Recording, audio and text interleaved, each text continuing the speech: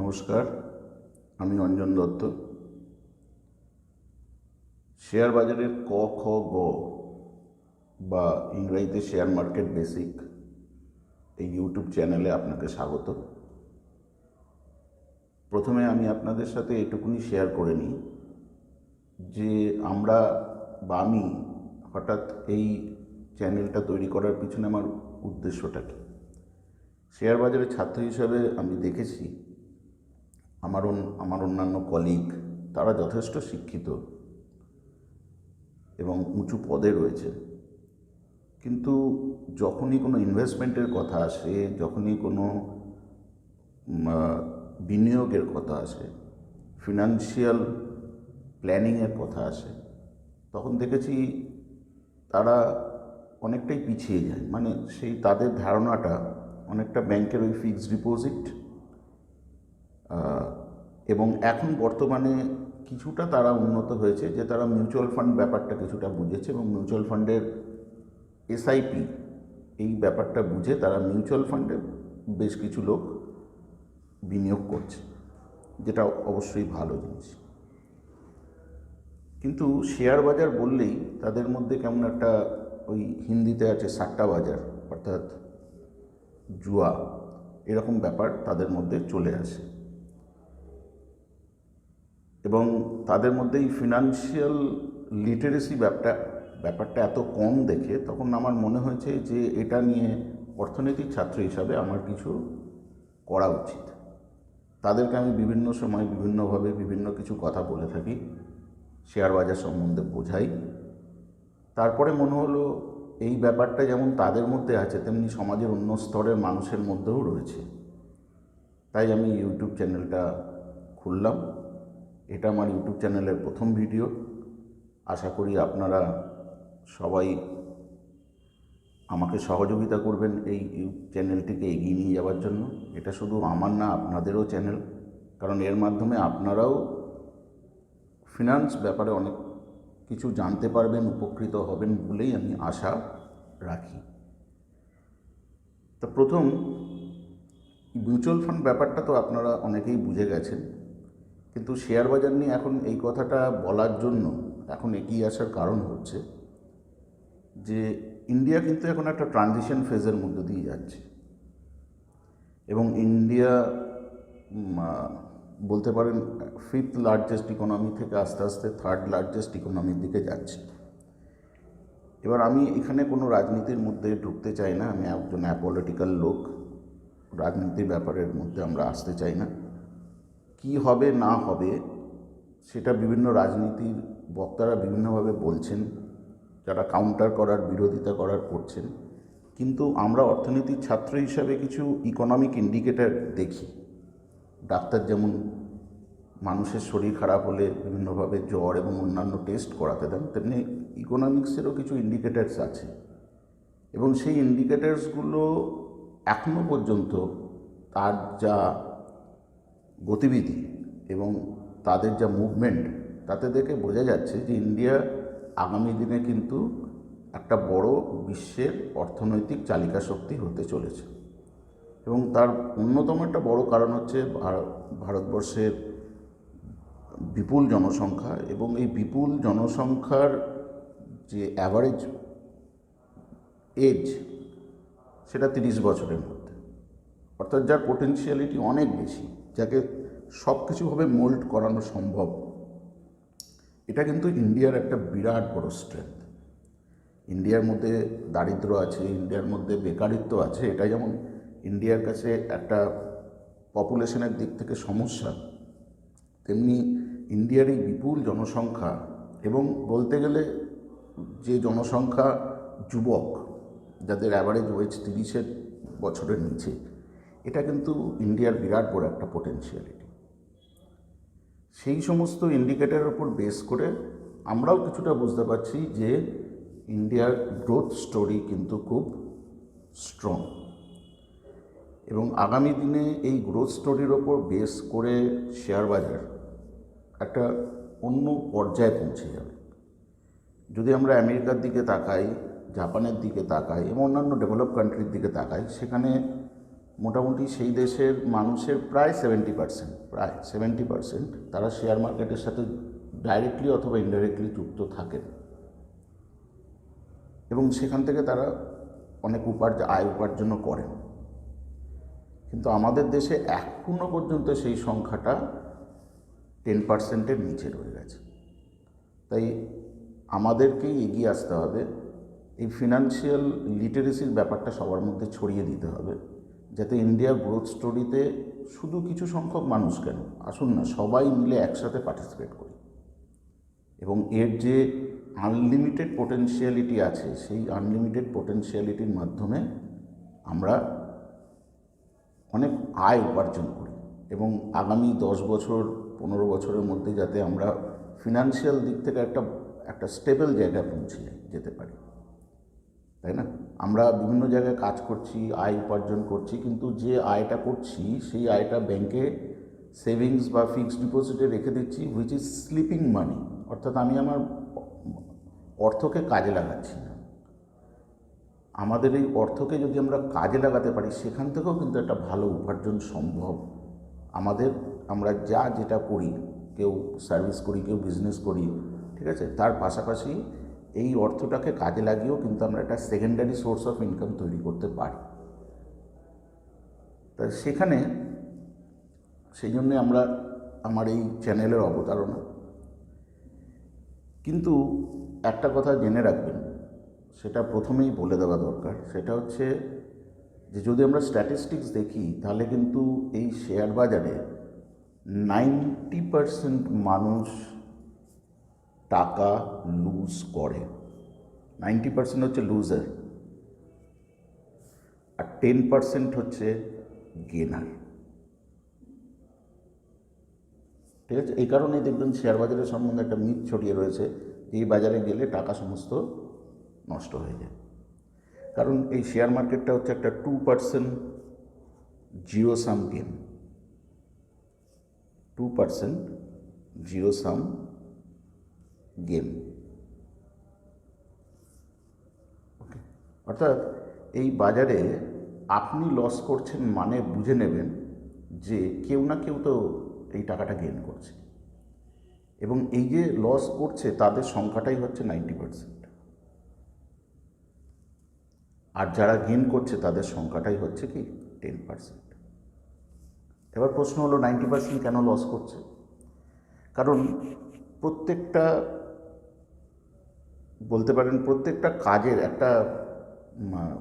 কাজের একটা নির্দিষ্ট নিয়ম আছে,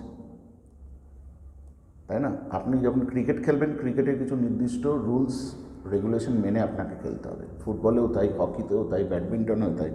আপনি যেখানে কাজ করছেন তারও কিছু জায়গায় রুলস রেগুলেশন আছে, বিজনেস করছেন তারও কিছু রুলস রেগুলেশন। ঠিক একই রকমভাবে শেয়ার বাজারেও কিছু রুলস অ্যান্ড রেগুলেশন রয়েছে, যেগুলো আপনাকে জেনে তবেই শেয়ার বাজারে যেতে হবে। এই কারণে আমি আমার চ্যানেলের নাম রেখেছি শেয়ার বাজারের ক খ গ, শেয়ার মার্কেট বেসিক। এই শেয়ার বাজারের বেসিকটা বা শেয়ার বাজার সম্বন্ধে যদি আপনি জেনে তবে শেয়ার বাজারে আসেন, তাহলে কিন্তু আপনি এই 90%-এর মধ্যে পড়বেন না, আপনি 10%-এর মধ্যে চলে যেতে পারবেন। ঠিক আছে, যাদেরকে আমরা বলি ইনফর্মড ইনভেস্টর।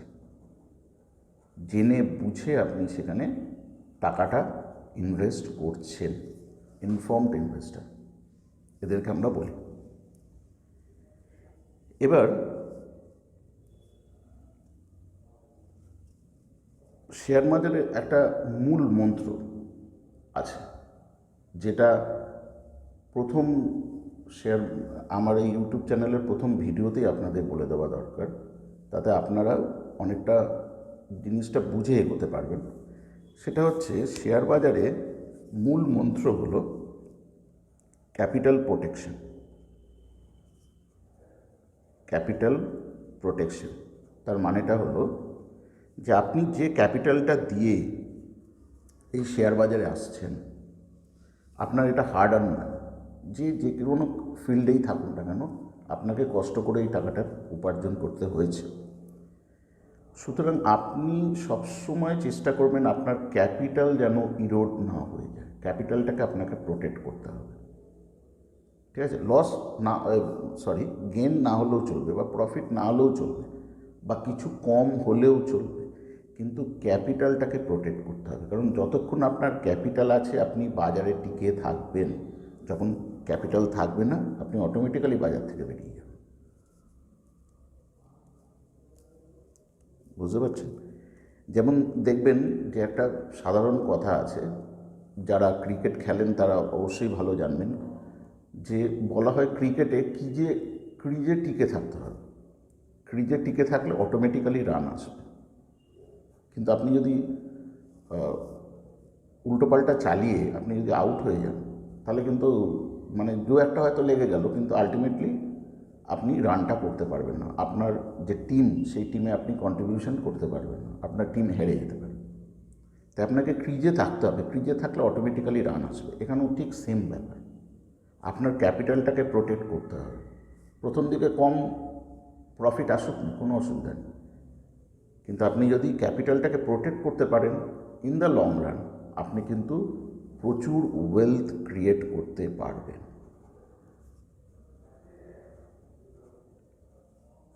অনেক ওয়েলথ ক্রিয়েট করতে পারবেন। তাই মূল মন্ত্র শেয়ার বাজারে যে আপনার ক্যাপিটালটাকে প্রোটেক্ট করতে হবে। তার জন্য আপনি লসটাকে মিনিমাম করার চেষ্টা করবেন, আর প্রফিট যদি কিছু কম হয় তাতেও কোনো অসুবিধা নেই। হলো? এবার প্রশ্ন হচ্ছে যে আমি আমার এই ক্যাপিটালটাকে কীভাবে প্রোটেক্ট করব, কীভাবে প্রোটেক্ট করা যায় ক্যাপিটালটা। এর জন্যই আপনাকে শেয়ার মার্কেট সম্বন্ধে ইনফর্মড হয়ে কিন্তু শেয়ার মার্কেটে আসতে হবে। এর জন্য অনেক কিছু জিনিস আপনাকে জানতে হবে প্রথমে, তারপরে আপনি শেয়ার মার্কেটে কাজ করতে আসবেন। আপনাকে জানতে হবে শেয়ার বাজার কীভাবে কাজ করছে, আপনাকে জানতে হবে ইন্ডেক্স কী, আপনাকে জানতে হবে শেয়ার কী, আপনাকে জানতে হবে সাপোর্ট কী, রেজিস্ট্যান্স কী, এন্ট্রি লেভেল কোনটা, অর্থাৎ কখন আপনি বাজারে এন্ট্রি নেবেন বা কোন শেয়ার কখন কিনবেন, কোন দামে কিনবেন, এক্সিট লেভেল কোনটা, কখন আপনি শেয়ারটা থেকে বেছে বেরিয়ে যাবেন। ঠিক আছে? কোথায় শেয়ার ব্রেকআউট করে উপরে যাওয়ার জন্য, কখন ব্রেকডাউন করে নিচে চলে আসে। ঠিক আছে? স্টকের চার্ট কীভাবে দেখবেন। এখন স্টকের চার্ট দেখা খুব সহজ। আপনি যে কোনো স্টক ব্রোকারের আন্ডারে যখনই অ্যাকাউন্ট ওপেন করবেন, তখন তারা দেখবেন একটা আপনাকে মোবাইলে একটা অ্যাপ দিয়ে দেবে, যে অ্যাপের মাধ্যমে আপনি কাজ করতে পারবেন, অর্থাৎ বাই অ্যান্ড সেল করতে পারবেন। সেখানে কিন্তু আপনার চার্ট ইজিলি অ্যাভেলেবেল থাকবে এবং লাইভ চার্ট আর কি, মানে মার্কেটে যেমনভাবে কাজ হচ্ছে সেইভাবেই চার্ট আসবে আপনার কাছে। তা আপনাকে চার্ট দেখাটা জানতে হবে এবং সেখানে আপনাকে জানতে হবে ক্যান্ডেল স্টিক কী। ঠিক আছে? বিভিন্ন ধরনের প্যারামিটার্স আছে, সেটা কীভাবে কাজ করে, সেটা কীভাবে আপনি ওই চার্টের মধ্যে ইনস্টল করবেন, সেটা আপনি জানতে হবে। এবং এই বিষয়গুলো যত বেশি আপনি ভালোভাবে জানবেন, বুঝবেন, তত কিন্তু শেয়ার বাজারটা আপনার কাছে কী হয়ে যাবে, সহজ হয়ে যাবে এবং আপনি আপনার ক্যাপিটালটাকে প্রোটেক্ট করতে পারবেন। ওকে, বেশ। তাহলে আমরা প্রথম যেখানে আসি, প্রথম হচ্ছে যে তাহলে আমরা আসি সেটা হচ্ছে শেয়ারটা কী। শেয়ার কী? শেয়ারটা হলো, দেখুন, যে কোনো কোম্পানি যখন তার কাজ করে, যে কোনো কোম্পানি যখন কাজ করে তখন তার কিছু ফান্ডের প্রয়োজন হয়। এবার সে এই ফান্ডটা কীভাবে জোগাড় করতে পারে, সেই ফান্ডটা দুরকমভাবে জোগাড় করতে পারে। সে এই ফান্ডটা দুরকমভাবে জোগাড় করতে পারে। কী কীভাবে? একটা হচ্ছে মার্কেট থেকে ধার নিয়ে, যেটাকে আমরা ইংরেজিতে বলি ডেপ্ট। আর একটা হলো সে মার্কেটে শেয়ার বিক্রি করতে পারে। যদি সে ধার নেয়, এটা কিন্তু তার কাছে কি হয়ে যাচ্ছে, যদি সে ধার নেয় এটা তার কাছে হয়ে যাচ্ছে লায়াবিলিটি। কারণ ওই ধারটা কিন্তু তাকে উইথ ইন্টারেস্ট শোধ করতে হবে। এই কারণে সেটা হয়ে যাচ্ছে তার কাছে লায়াবিলিটি। বিজনেস ভালো থাক খারাপ থাক, একটা রেগুলার টাইম পিরিয়ডে তাকে কিন্তু ধার শোধ করে যেতে হবে। তাহলে এটা কোম্পানির উপর একটা লায়াবিলিটি হয়ে যাচ্ছে। কিন্তু কোম্পানি যদি তার যে মালিকানা, সেই মালিকানার একটা অংশ ক্ষুদ্র ক্ষুদ্র ভাগে ভাগ করে সেটাকে বিভিন্ন মানুষের মধ্যে বিক্রি করে দেয়, তখন তাকে আমরা বলি কি শেয়ার। অর্থাৎ শেয়ার হলো কি ওনারশিপ। এবার এই শেয়ারের সুবিধা যেটা হলো সেটা হচ্ছে যখন আপনি ওনারশিপ বিক্রি করছেন, সেক্ষেত্রে কিন্তু ওনারশিপ বিক্রি করে আপনি যে টাকাটা পাচ্ছেন, সেই টাকাটা প্রথম কথা আপনাকে উইথ ইন্টারেস্ট ফেরত দিতে হচ্ছে না, অর্থাৎ সেখানে কোনো লায়াবিলিটির ব্যাপার থাকছে না। এটা নাম্বার ওয়ান। নাম্বার টু যেটা হচ্ছে সেটা হচ্ছে যেহেতু ওনারশিপ আপনি বিক্রি করছেন, সুতরাং যদি কোম্পানির প্রফিট হয় তাহলে যেমনি প্রফিটের একটা পোর্শন এই ওনাররা পাবে, তেমনি যদি কোম্পানির লস হয় তাহলে সেই লসটাও কিন্তু এই ওনারদেরই বিয়ার করতে হবে। অর্থাৎ কোম্পানির ওপর যে দায়ভার বা কোম্পানির ওপর যে লায়াবিলিটি ছিল সেটা অনেকটা কমে যায়। ঠিক আছে? তাই অনেক কোম্পানি কি করে, তার ফান্ডের রিকোয়ারমেন্টের জন্য বা সেই কোম্পানির যদি কোনো এক্সপ্যানশন করার প্রয়োজন হয়, নতুন কোনো কোম্পানি খোলার প্রয়োজন হয়, তখন সে শেয়ার বিক্রি করেই ফান্ড রেজ করতে পারে। ঠিক আছে? আচ্ছা, এবার এই যে শেয়ার বিক্রি করে যে রেজ করছে, এটা কিভাবে করা সম্ভব? আমি যদি একটা খুব ছোট্ট একটা উদাহরণ হিসেবে বলি, যে ধরুন কোম্পানির 20,000 টাকা মার্কেট থেকে, কোম্পানিটা হচ্ছে 20,000 টাকার কোম্পানি। আমি একটা হাইপোথেটিক্যাল এক্সাম্পল নিচ্ছি। 20,000 টাকার কোনো কোম্পানি হয় না, আপনিও জানেন আমিও জানি, কিন্তু আমি একটা হাইপোথেটিক্যাল এক্সাম্পল নিচ্ছি, যে ধরে নিচ্ছি কোম্পানিটা হচ্ছে 20,000 টাকার একটা কোম্পানি। এর মধ্যে 10,000 টাকা প্রোমোটার, অর্থাৎ যারা হচ্ছে কোম্পানির প্রবর্তক, উদ্যোক্তা, যাদেরকে আমরা বাংলায় বলি উদ্যোক্তা।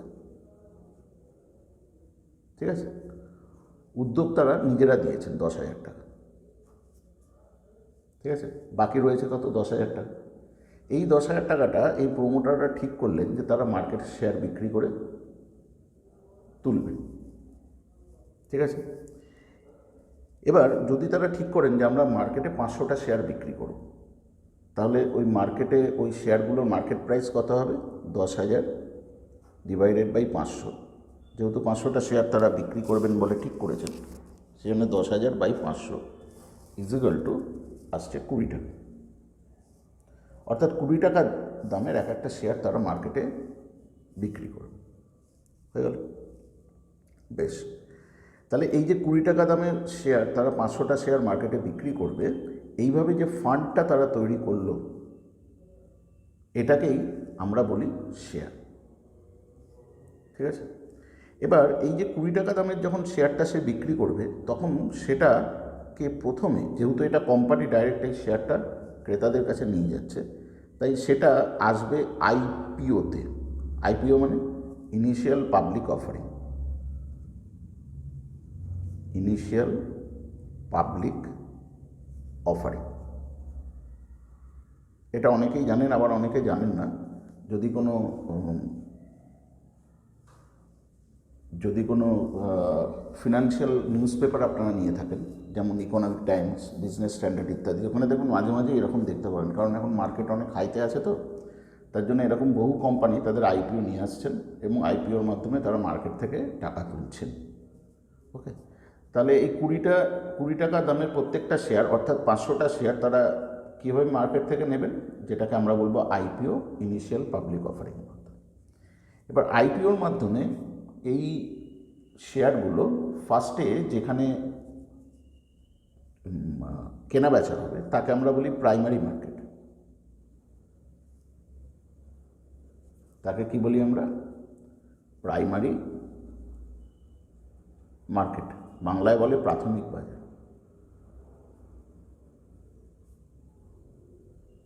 অর্থাৎ প্রাথমিক বাজারের মাধ্যমে কি হয়, অর্থাৎ প্রাথমিক বাজার, আমার লেখাটা হয়তো একটু বেরিয়ে গেল, বাইরে বেরিয়ে গেল। আচ্ছা, প্রাইমারি মার্কেট বা প্রাথমিক বাজার। এবার এই প্রাইমারি মার্কেট বা প্রাথমিক বাজারে কি হয়, যে এখানে কোম্পানি থেকে ডাইরেক্ট শেয়ারটা ক্রেতাদের কাছে আছে। ঠিক আছে? আপনি যেরকম অ্যাপ্লাই করবেন, আপনি যদি 100টা কিনতে চান, আপনি যদি 10টা কিনতে চান, 5টা কিনতে চান, 20টা কিনতে, যে যেরকম কিনতে চান সেই অনুযায়ী অ্যাপ্লাই করতে হবে এবং সেই অনুযায়ী শেয়ার তাদের কাছে আসবে। এটা যে মার্কেটে ট্রেড হয় তাকে আমরা প্রাইমারি মার্কেট বলি। তাহলে প্রাইমারি মার্কেটে কি হচ্ছে, কোম্পানি থেকে শেয়ারটা আপনার কাছে আসছে। এবার কোম্পানি থেকে প্রাইমারি মার্কেটের মাধ্যমে কোম্পানি থেকে যখনই আপনার কাছে শেয়ারটা চলে আসবে তখন এই শেয়ারটা কোনো না কোনো একটা বাজারে লিস্টিং হয়। ঠিক আছে, শেয়ারটা যে বাজারে লিস্টিং হয় তাকে আমরা বলি কি ইন্ডেক্স। ওকে, শেয়ারটা যখনই কোনো না কোনো একটা বাজারে লিস্টিং হয় মানে নথিভুক্ত হয় তখন তাকে আমরা কি বলি ইন্ডেক্স। ভারতবর্ষে মেন দুটো ইন্ডেক্স আছে, একটাকে আমরা বলি BSc, Bombay stock exchange, Bombay stock exchange,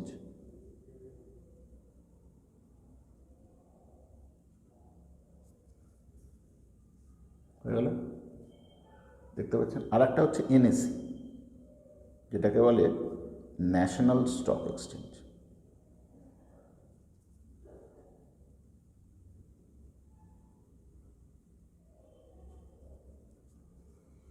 এবার এই বোম্বে স্টক এক্সচেঞ্জের অবশ্যই বুঝতে পারছেন এটা মুম্বাইতে অবস্থিত, হ্যাঁ, আর ন্যাশনাল স্টক এক্সচেঞ্জ দিল্লিতে। তাহলে ইন্ডেক্স দুরকম রইল, একটা হলো বিএসসি, একটা হলো এনএসি।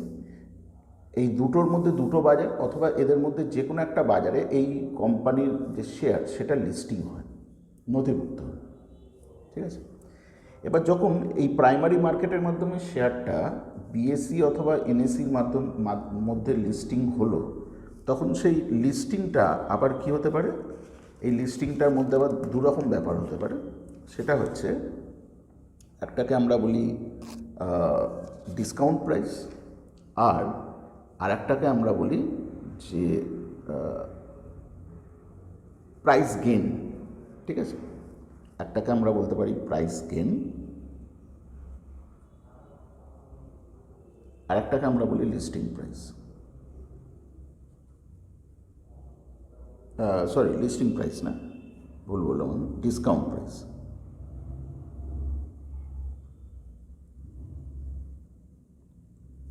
এবার এক এক করে আসি, প্রথমে আসছি প্রাইস গেন। প্রাইস গেন কখন, যদি এরকম হয় যে প্রাইমারি মার্কেটে আপনি অ্যাপ্লাই করলেন এবং আপনি অ্যাপ্লাই করলেন মানে কি, কোম্পানি আপনাকে বলেছে 20 টাকা দিয়ে শেয়ারটা দেন। ঠিক আছে, আপনি 20 টাকার জন্য শেয়ারটা অ্যাপ্লাই করলেন এবং কোম্পানি থেকে 20 টাকা শেয়ারটা পেয়ে গেলেন। কিন্তু যখন এটা বিএসসি অথবা এনএসসিতে লিস্টিং হলো তখন হয়তো সেটা লিস্টিংই হলো ধরুন 30 টাকা দাম। ঠিক আছে, অর্থাৎ সেখানে ডাইরেক্টলি একটা 50% গেন আপনি পেয়ে গেলেন। অর্থাৎ জিনিসটা আপনি, শেয়ারটা আপনি 20 টাকায় কিনেছেন, লিস্টিং হয়েছে 30 টাকায়, আপনি যদি তখনই শেয়ারটা এই মার্কেটে বেচে দেন তাহলে আপনার 50% গেন হয়ে গেল। তার জন্য এটাকে বলে প্রাইস গেন।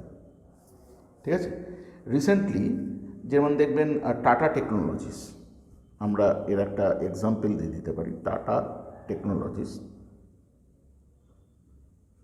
ঠিক আছে, এটা রিসেন্টলি লিস্টিং হয়েছে এবং সেখানে ভালো রকম যারা কিনেছিলেন তারা একটা প্রাইস গেইন করতে পেরেছে।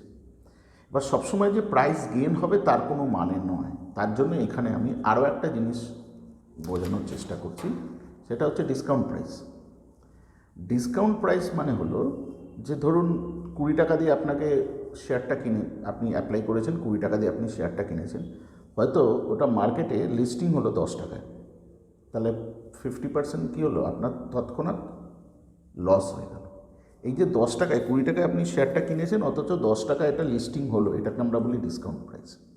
রিসেন্টলি যেমন দেখবেন পেটিএম যখন মার্কেটে এনলিস্টেড হয়েছিল তখন কিন্তু পেটিএম ডিসকাউন্ট প্রাইসে এনলিস্টেড হয়েছে। অর্থাৎ এক্ষেত্রে যারা ক্রয়কারী, শেয়ার ক্রেতা, প্রাইমারি মার্কেট থেকে যারা শেয়ার কিনেছেন তারা কিন্তু পেটিএমটাকে, আমি পেমেন্ট লিখে ফেলেছি, সরি,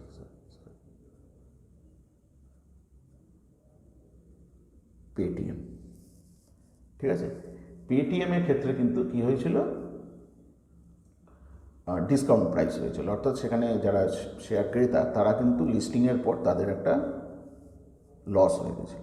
ঠিক আছে, এবার যারা ধরুন গেন করলো, যারা যেমন ধরুন টাটা টেকনোলজিস, যারা ধরুন গেন করলো, ঠিক আছে, তারা অনেকে এরকম হতে পারেন যে তৎক্ষণাৎ শেয়ার বেচে দিতে পারে, আবার অনেকে ধরেও রাখতে পারে।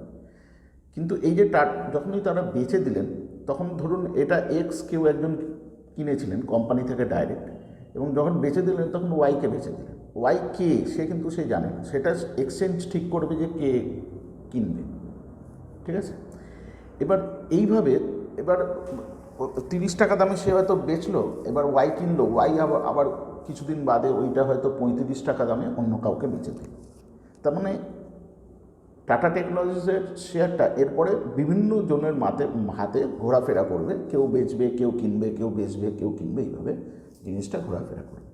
যখন কোনো একজন ইন্ডিভিজুয়ালের কাছ থেকে আর একজন ইন্ডিভিজুয়ালের কাছে এই শেয়ারটা ট্রান্সফার হবে, কোম্পানি থেকে না, কোনো একজন ইন্ডিভিজুয়াল থেকে কোনো একটা ইন্ডিভিজুয়ালের কাছে ট্রান্সফার হবে, তখন সেই মার্কেটটাকে আমরা বলি সেকেন্ডারি মার্কেট।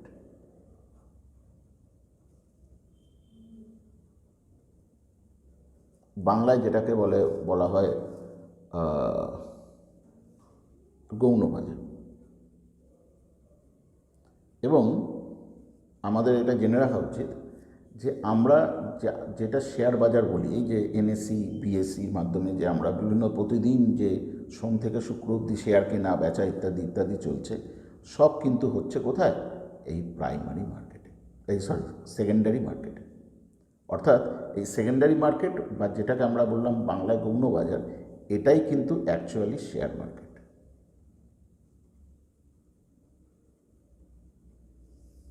ক্লিয়ার?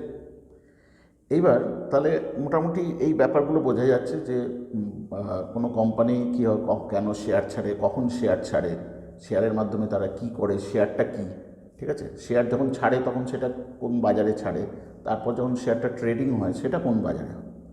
এই ব্যাপারগুলো আশা করি আপনাদের কাছে একটু ক্লিয়ার হয়ে যাচ্ছে। এবার একটা জিনিস বলে দিই, সেটা হচ্ছে এই যে কোম্পানি, ধরুন আমার উদাহরণে যেটা আমি বলেছি, যে কোম্পানির হচ্ছে 20,000 টাকার কোম্পানি, তার মধ্যে 10,000 টাকা প্রোমোটার হোল্ড করে বসে আছে, মানে 10,000 টাকার শেয়ার, বাকি 10,000 টাকার শেয়ার সে মার্কেটে বেচে দিয়েছে। এবার মার্কেটে 3 ধরনের লোক আছে যারা এই শেয়ারগুলো কেনে। একদমকে আমরা বলি এফআইআই। এফআইআই মানে এর ফুল ফর্ম হচ্ছে ফরেন ইনস্টিটিউশনাল ইনভেস্টর। একদলকে আমরা বলি ডিআইআই, ডোমেস্টিক ইনস্টিটিউশনাল ইনভেস্টর। এই যে আমরা মিউচুয়াল ফান্ডে টাকা রাখছি না, এই মিউচুয়াল ফান্ডের টাকাগুলো কিন্তু এই ডিআইআইদের কাছেই যাচ্ছে। আর একটা হলো রিটেল ইনভেস্টর।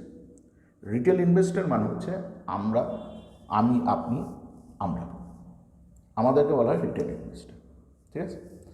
এবার এফআইআই যেহেতু এরা ইনস্টিটিউশনাল ইনভেস্টর, তাই এরা বাল্ক অ্যামাউন্টে কেনে, এদের কাছে প্রচুর টাকা। ঠিক তেমনি ডিআইআইদের কাছেও প্রচুর টাকা আছে, কারণ সারা ভারতবর্ষে বহু মানুষ মিউচুয়াল ফান্ডে টাকা ইনভেস্ট করছে, সমস্ত টাকাগুলো তাদের কাছেই আসছে। আর রিটেলার মানে ইন্ডিভিজুয়াল আর কি, আমি আপনি যারা রয়েছি, তাদের কাছে ফান্ডের পরিমাণটা লিমিটেড, তাই রিটেলারের কাছে কিন্তু সব থেকে কম পরিমাণ শেয়ার আসে। এবার আমার যে এক্সাম্পল, সেই এক্সাম্পল আমি বলেছিলাম যে 20,000 টাকার হচ্ছে কোম্পানি, তার মধ্যে 10,000 প্রোমোটার হোল্ড করে বসে আছে, বাকি রয়েছে 10,000। যেই 10,000টা তারা 20 টাকা দামে 500টা শেয়ার বিক্রি করেছে। ধরে নিচ্ছি যে এফআইআই তারা 250টা শেয়ার কিনে নিয়েছে, অর্থাৎ তারা 5,000 টাকা ইনভেস্ট করে দিয়েছে। 10,000 টাকার মধ্যে 5,000 টাকা ইনভেস্ট করেছে, মানে এফআইআইদের কাছে কত পার্সেন্ট স্টেক চলে গেল? 50%। ধরা যাক ডিআইআইরা ধরা যাক 200টা শেয়ার কিনে নিয়েছে। 200টা শেয়ার 20 টাকা মানে 4,000 টাকা। 10,000 টাকার মধ্যে 4,000 টাকা, তার মানে তাদের কাছে কত স্টেক রয়েছে? 40%। আর বাকি যে 50টা শেয়ার পড়ে আছে সেটা রিটেলারদের কাছে এসছে, সেটা অর্থাৎ রিটেলারদের কাছে রয়েছে 1,000 টাকার শেয়ার। 10,000-এর মধ্যে 1,000 টাকার শেয়ার মানে 50টা শেয়ার রিটেলারদের কাছে আছে, তাহলে রিটেলারদের কাছে রয়েছে কত? 10% শেয়ার। তাহলে এইবার যদি আমি পুরো হোল্ডিংটা দেখাই, কোম্পানির হোল্ডিংটা কীরকম অবস্থায় রয়েছে, তাহলে আমরা কি দেখব যে 50% হোল্ডিং কার কাছে রয়েছে? প্রোমোটারদের কাছে রয়েছে। আমি পি দিয়ে দিলাম, ঠিক আছে, কারণ 20,000-20,000-এর মধ্যে যে বাকি 20,000-এর মধ্যে 10,000 তাদের কাছে রয়েছে। আচ্ছা, এবার আমার একটুখানি এখানে ক্যালকুলেশনটা ভুল হচ্ছিল। 250টা শেয়ার কিনেছে কত? 5,000। তাহলে এখানে আমার ক্যালকুলেশনটা হবে যে 5,000, আমি দেখাতে পারছি না, 5,000 divided by total capital company. আমি 10,000-এ ক্যালকুলেট করছিলাম, তার জন্য 50% এসেছিলো, which is wrong. 5,000 by 20,000 into 100, ঠিক আছে? তার মানে এখানে তাদের কাছে আসছে 25%। ডিআইআইদের কাছে কত আসছে? তারা 4,000 টাকার শেয়ার কিনছে, তাহলে 4,000 বাই 20,000 ইন্টু 100, তাহলে তাদের কাছে কত আসছে? 20%। আর রিটেলারদের কাছে কত রয়েছে? রিটেলারদের কাছে বাকিটা থাকবে, অর্থাৎ 1,000 বাই 20,000 ইন্টু 100, তার মানে রিটেলারদের কাছে 20,000 আর একটা শূন্য আসবে, তার মানে রিটেলারদের কাছে রাখবে 5%, তাহলে 50%। এবার যদি আমরা এখানে চলে আসি, এটার আছে প্রোমোটারদের হাতে, এফআইআইদের কাছে রয়েছে 25%, ঠিক আছে? তার মানে ধরে নাও এতটা, 25% কাদের কাছে রয়েছে? এফআইআইদের কাছে রয়েছে, ঠিক আছে? এবার এর মধ্যে এই রকম একটা আমি টেনে দিলাম, এই যে 5% এটা রয়েছে, 5% এটা রয়েছে রিটেলারদের কাছে, ঠিক আছে? আর বাকি যে এখানে 20%, এই 20% রয়েছে ডিআইআইদের কাছে, তার মানে এটা হচ্ছে প্রোমোটারদের কাছে রয়েছে, আর এটা রয়েছে এফআইআইদের কাছে, এখানে লেখাই আছে, তাও বাইরে লিখে দিলাম, এটা এফআইআইদের কাছে রয়েছে, ডিআইআই কাছে 20% আর বাকি 5% রিটেলারদের কাছে। তার মানে টোটাল একটা কোম্পানির যে ফান্ড, সেই ফান্ডটা কীভাবে ডিস্ট্রিবিউট হচ্ছে এর মাধ্যমে এটা আপনি বুঝতে পারবেন, ঠিক আছে? আর সবসময় জানবেন, প্রোমোটারের কাছে যত কোনো কোম্পানির ফান্ড যত বেশি থাকবে, সেই কোম্পানি কিন্তু তত বেশি স্টেবল হবে। কারণ এফআইআই এরা কিন্তু পরিযায়ী পাখিদের মতো, যতক্ষণ এইখানে সিচুয়েশন ভালো আছে এখানে আছে, যে মুহূর্তে সিচুয়েশন খারাপ দেখবে এরা কিন্তু পুরো ফান্ড বিক্রি করে সব টাকা পয়সা নিয়ে চলে যাবে, তাই না? তার মানে সেক্ষেত্রে এই কোম্পানিগুলো ডিস্টেবিলাইজ হয়ে যাওয়ার চান্স বেশি থাকে। তাই প্রোমোটারের কাছে স্টেক যত বেশি, সেই কোম্পানি তত ভালো। যাকে তাহলে আমরা মোটামুটি এই ব্যাপারটা বুঝে গেলাম। বেশ, তাহলে শেয়ার কি? শেয়ার কোম্পানি কেন বিক্রি করে? শেয়ার বাজারটা কি? ইন্ডেক্স কি? কত ধরনের শেয়ার বাজার হয়? যেমন একটা প্রাইমারি মার্কেট, একটা সেকেন্ডারি মার্কেট রয়েছে, ঠিক আছে? সেই ব্যাপারগুলো, এবং কোম্পানি যে শেয়ার বিক্রি করছে সেখানে প্রোমোটার, এফআইআই, ডিআইআই, রিটেলারদের হোল্ডিং কীরকম রয়েছে, সেটা আমরা এখান থেকে বুঝে গেলাম, অনেকটাই বুঝে গেলাম। তাহলে মোটামুটি আমাদের কাছে এই ব্যাপারগুলো ক্লিয়ার রইল। এবার আস্তে আস্তে আমরা এর পরের এর পরের ভিডিওগুলো থেকে আমি আপনাদের আস্তে আস্তে এই ব্যাপারগুলো ক্লিয়ার করার চেষ্টা করব, যে স্টক প্রাইস কেন এদিক উপর নিচে হচ্ছে, ঠিক আছে? এবং অন্যান্য যে বিষয়গুলো, অন্যান্য যে ইন্ডিকেটারগুলো রয়েছে, যে রেজিস্ট্যান্স কী, সাপোর্ট কী, হ্যাঁ, এন্ট্রি লেভেল কোনটা, এক্সিট লেভেল কোনটা, এই বিষয়গুলো আপনাদের কাছে আরও বিশদভাবে ব্যাখ্যা করার চেষ্টা করব, যাতে আপনার স্টক শেয়ার বাজারটাকে বুঝে শুনে সেখানে এন্ট্রি নিতে পারেন এবং সেখান থেকে একটা হ্যান্ডসাম মানি, ঠিক আছে? আপনি বিশ্বাস করবেন না, শেয়ার বাজারের পোটেনশিয়াল আনলিমিটেড। ওকে, সেই গ্রোথ স্টোরি, ইন্ডিয়ার গ্রোথ স্টোরির মাধ্যমে এই যে একটা পোটেনশিয়াল জায়গা রয়েছে, সেখানে আমার আপনার মতো ক্ষুদ্র বিনিয়োগকারী তারাও যাতে ভাগ নিতে পারে এবং তার সাহায্যে তারাও যাতে ওয়েলথ ক্রিয়েট করতে পারে, এটাই আমার মিশন। এই মিশনে আমি এগিয়ে পড়েছি, আপনাদের সাহায্য চাই। যে আপনাদের যত বেশি ফিনান্সিয়াল লিটারেট করতে পারবো, তত কিন্তু আমাদের দেশের শেয়ার মার্কেট যেমন শক্তিশালী হবে, তেমনি আমরা নিজেরাও অনেক ওয়েলথ ক্রিয়েট করতে পারবো, ফিনান্সিয়ালি ইন্ডিপেন্ডেন্ট হতে পারবো। এইবার লাস্ট পার্ট যেটা আছে সেটা হচ্ছে, আজকের স্টক রেকমেন্ডেশনে আসি। আজকের দুটো স্টক ভেবেছিলাম, একটা এসবিআই এবং একটা ডক্টর লাল প্যাথ ল্যাব। তার মধ্যে এসবিআই অলরেডি টার্গেট হিট করে দেওয়ায় সেটা নিয়ে আর কিছু বলছি না। ডক্টর লাল প্যাথ ল্যাব, যার কারেন্ট মার্কেট প্রাইস এখন রয়েছে 2449.70, এর মোটামুটি টার্গেট আমরা দিতে পারি 2500 প্রথম। এটা মিট করে গেলে নেক্সট টার্গেট 2540, ঠিক আছে? এবং এটা হোল্ড করতে হবে, হোল্ড ফর 3 উইকস। কিন্তু এখানে আমি একটা পরিষ্কার ডিসক্লেমার দিয়ে নিতে চাই, যে আমি এখানে যা কিছু স্টক রেকমেন্ডেশন করলাম এটা কিন্তু আমার কোনো কল নয়, আমি কোনো সেবি রেজিস্টার্ড ইনভেস্টার বা সেবি রেজিস্টার্ড কোনো কনসালটেন্ট বা ব্রোকার সাব ব্রোকার নই। আমি এখানে যে শেয়ারটা সম্বন্ধে বললাম আপনারা সেই শেয়ারটাকে নোট করে রাখতে পারেন এবং সেটাকে আপনারা দেখতে পারেন যে এটা কতদূর যাচ্ছে, ঠিক আছে। তবে এটা তখনই কিনবেন এই শেয়ারটা যখন আপনি যে ফিনান্সিয়াল প্ল্যানার আপনার রয়েছে বা আপনার যারা ফিনান্সিয়াল অ্যাডভাইজার রয়েছে তাদের সাথে কথা বলে তবেই কিনবেন, তার আগে না। আমার কথায় কিন্তু কোনো কিছু কিনবেন না। আপনারা এই স্টকটাকে ওয়াচে রাখতে পারেন, আমি যেটা বললাম সেটা হচ্ছে কি না মিলিয়ে দেখতে পারেন, তাহলে মোটামুটি বুঝতে পারবেন যে আমি যে স্টক পিক করেছি তার অ্যাকুরেসি লেভেল কতটা হচ্ছে। তাতে আপনাদের কাছেও একটা আইডিয়া আসবে যে আপনি মোটামুটি কীরকম মানে শেয়ার মার্কেটে থাকলে পরে কীরকম আপনি আপনার ওয়েলথ গেইন করতে পারেন, ঠিক আছে। তাহলে ডক্টর লাল প্যাথল্যাব যার কারেন্ট মার্কেট প্রাইস এতটা আসছে, তার প্রথম টার্গেট এত, নেক্সট টার্গেট এত, মোটামুটি আমরা আশা করছি 3x-এর মধ্যে এটা এখানে পৌঁছে যাবে, ঠিক আছে। আর একটু বেশি সময় রাখতে পারে, কিন্তু মোটামুটি এই লেভেলটায় পৌঁছে যাবে যদি মার্কেট এইভাবে চলে তো, ঠিক আছে। নিফটি সম্বন্ধে একটু বলে নিই।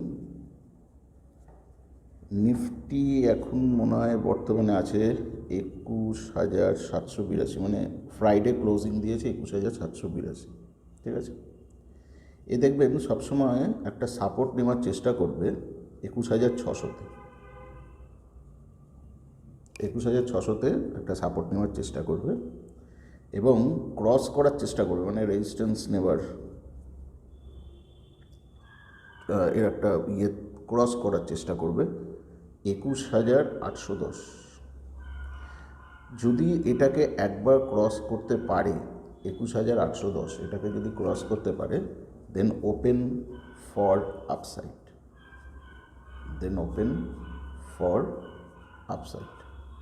এর আপসাইড কিন্তু পুরো ওপেন আছে।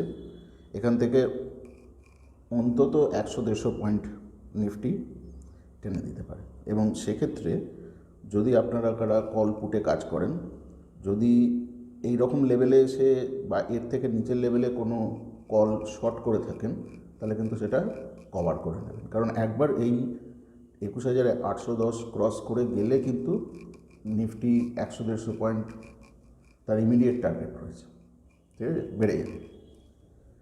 তাহলে ওপেন ফর আপসাইড, আর যদি এটাকে ক্রস করে যায় তাহলে আমরা এখানে লিখে দিতে পারি কভার অল শর্ট পজিশন।